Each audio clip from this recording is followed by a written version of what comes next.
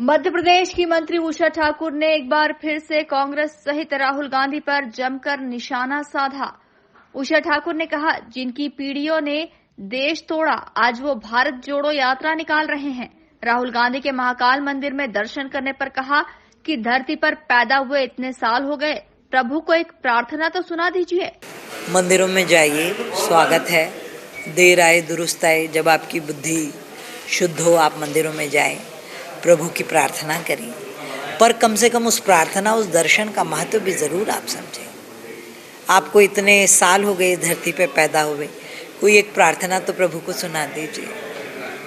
आप जिस जनेऊ को धारण की बात करते हैं, उस जनेऊ का महत्व, वो किस कंधे पहना जाता है, किन किन परिस्थितियों में कान पे चढ़ाया जाता है, वो तीनों धागे किस बात के द्योतक हैं, यदि इसकी जानकारी आपको नहीं है तो सिर्फ हिंदू समाज को भ्रमित करने के लिए आप जनेऊ मत पहनिए।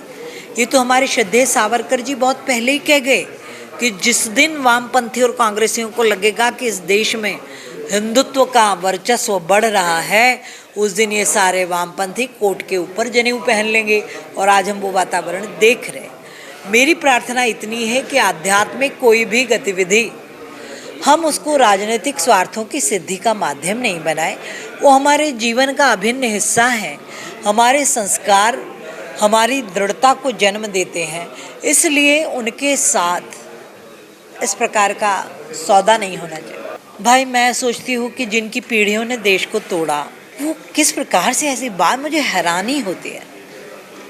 देश का बंटवारा करने वाले, पाक अधिकृत कश्मीर में नारकी जीवन जीने के लिए देश के लोगों को बाध्य करने वाले, शाहबानों को गुजारा भत्ता मिल जाता तो बेचारी को संसद में ला के कानून बदल दिया। उस 90 साल की महिला तक की दया नहीं की।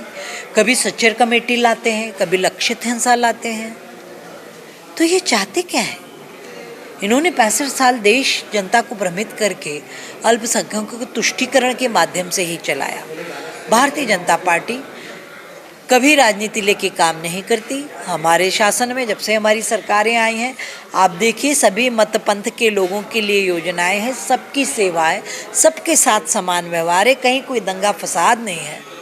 तो ये कैसा भारत इनने निर्मित किया और चलाया 65 बरस।